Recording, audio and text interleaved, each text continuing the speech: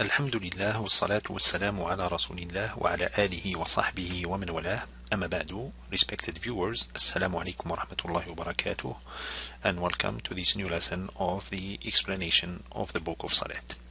In today's lesson, we will learn about Salat al-Eid, or the Eid prayer. Al-Eid in Arabic means recurring happiness or recurring festivity. In Islam, there are two Eids, Eid al-Fitr and Eid al-Adha. And both of these Eids are after an act of worship, which is a pillar of Islam. Eid al-Fitr comes after the fasting of the month of Ramadan, which is an act of worship and a pillar of Islam. Eid al-Adha comes after the completion of the rituals of Al-Hajj, which is an act of worship and a pillar of Islam. So Eids, or holidays of Muslims, are related to their religion. In fact, Al-Eid is an apparent symbol of the religion, and that's why the Muslim has to show happiness on those two occasions. On the day of Eid, Muslims perform special prayer, and in today's lesson, we will cover the most important things that a Muslim needs to know about the Eid prayer. The first thing we're going to cover in this lesson is about the ruling on the prayer of Eid. The majority of scholars view that Salat al-Eid is a Sunnah Mu'akkada, is a confirmed Sunnah. The second thing we're going to cover in this lesson is about the time of Salat al-Eid, the time of the Eid prayer. The Eid prayer starts when the sun has reached the height of a spear until noontime. It is a Sunnah to delay the prayer of Eid al-Fitr and to rush the prayer of Eid al-Adha. Like we said, it is a Sunnah, it is recommended to delay the prayer of Eid al-Fitr in order to give people a chance to pay their zakat al-Fitr. And it is recommended to rush the prayer of Eid al-Adha in order to enable people to go and sacrifice their animals early. The third point we are going to cover in this lesson deals with the takbirat of al-Eid.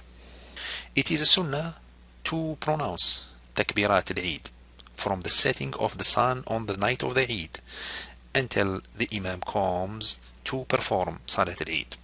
Format of the takbirat is Allahu Akbar, Allahu Akbar, Allahu Akbar, La ilaha illallah, Allahu Akbar, Allahu Akbar, walillahi alhamd. The next point is al-ghusl, shower on the day of Eid. It is recommended for the Muslim to take a shower on the day of Eid, and it is recommended that he takes the shower after Salat al-Fajr and before Salat al-Eid. Now, if he cannot take the shower after Salat al-Fajr because the time is tight and he does not have time to take a shower, then go to the prayer of Eid. In this case, it is permissible to take a shower before Salat al-Fajr. It is a Sunnah for the Muslim to eat something before Salat Eid al-Fitr. So the Muslim should eat dates before he goes to Salat Eid al-Fitr. He should eat them in a witr, in an odd number, 1, 3, 5, or 7. This is done to demonstrate that the fasting is finished. And when it comes to Eid al-Adha, it is a Sunnah for the Muslim not to eat anything until he finishes with the slaughtering of the animal and eats from it. Now, it is important to know that Salat al-Eid does not have any adhan. We do not call adhan for Salat al-Eid, and we do not make iqama on Salat al-Eid. And it is not a Sunnah to say as-salatu jami'a, congregate for the prayer. Now, Salat al-Eid has to be performed in a special way. How it is performed, the following video will show as an example of Salat al-Eid. It is a Sunnah to pray Salat al-Eid in al-Musalla, in open air, not inside the mosque. But on a rainy day, it is permissible to pray inside the mosque. When you come to al-Musalla, you do not have to pray before you sit, because al-Musalla is not a mosque. So you should sit and pronounce Takbirat al-Eid. But if the prayer is held inside the mosque, then you pray 2 rak'at, tahiyyat al-masjid, and sit and pronounce takbirat of al-Eid. The Imam stands with no adhan and no iqama, like we said earlier. Then he pronounces 7 takbirat, including takbirat al-ihram. In other words, he pronounces takbirat al-ihram plus 6 extra takbirat, total of 7. In the second rak'ah, the Imam pronounces 6 takbirat, meaning he pronounces takbirat al-intiqal, the transitional takbirah, plus 5 more takbirat, so total of 6. Let's see how this works. Okay, this is takbirat al-ihram. So this is takbirat al-ihram, Allahu Akbar, that's 1. He's gonna add 6 more. That's 2.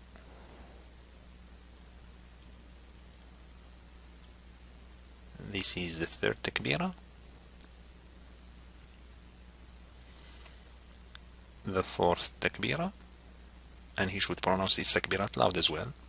The fifth takbirah. That's number 6. He needs 1 more. That's number 7. So takbirat al-ihram plus 6 more takbirat. The Imam then should recite dua al-istiftah and al-isti'adha wal-basmala. Then he recites Surah Al-Fatiha and Surah Al-A'la loudly, or Surah Al-Fatiha and Surah Qaf loudly. So he has the option to choose between Surah Al-Fatiha and Surah Al-A'la, or he can also choose between Surah Al-Fatiha and Surah Qaf. He can recite other surahs, but these are the surahs that the Prophet ﷺ used in Salat Al-Eid. Now the Imam is gonna stand. He's gonna say Allahu Akbar. He's not gonna raise his hands because that's not the Sunnah. So he already said Allahu Akbar. Now he's gonna add 5 more. We had 1. Now he's gonna add the second one. That's 2, 3,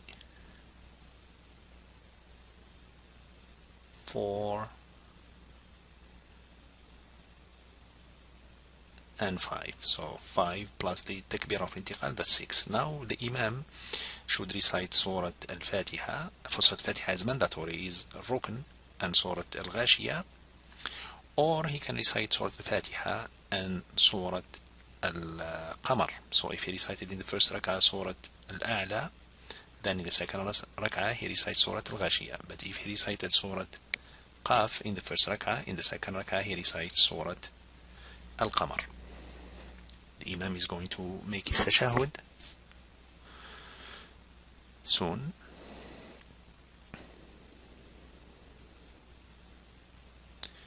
Right here he's making the tashahud.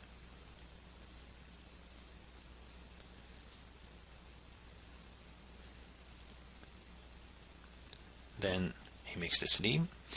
Then the Imam should turn to the Musallin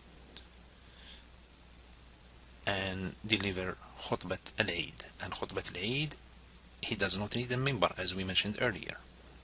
In the khutbah of al-Eid, the Imam should remind the Muslims about Allah Azza wa Jalla, and he should also remind them of the rulings and the etiquettes of al-Eid.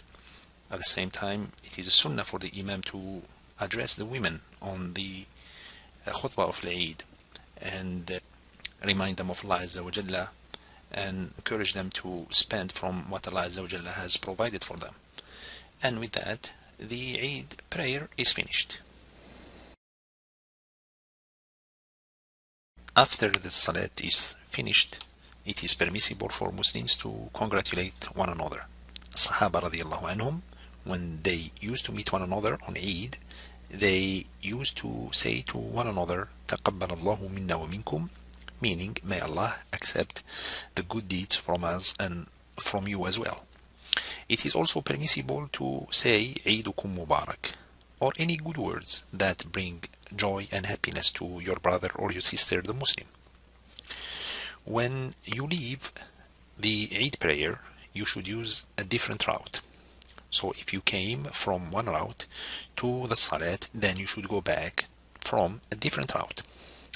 Finally, it is permissible for the Muslim to enjoy amusement and have fun on the day of Eid, but the amusement has to stay within the limits of Islam. And with this we come to the end of this lesson. I ask Allah Azza wa Jalla to make us from those who listen to the word and follow the best of it. وآخر دعوانا أن الحمد لله رب العالمين.